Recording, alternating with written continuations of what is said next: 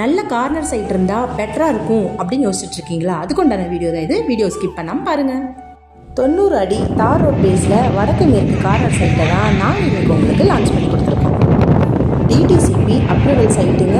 மாணிக்காபுரம் பஞ்சாயத்துக்கு உட்பட்ட பல்லடமில் ஸ்ரீ லக்ஷ்மி நகரில் இந்த சைட் லொக்கேட் ஆகிருக்கு. இந்த சைட் பிடிச்சிருந்தா ஸ்க்ரீனில் இருக்க நம்பருக்கு கால் பண்ணி உங்களுக்கான சைட்டை புக் பண்ணிக்கோங்க.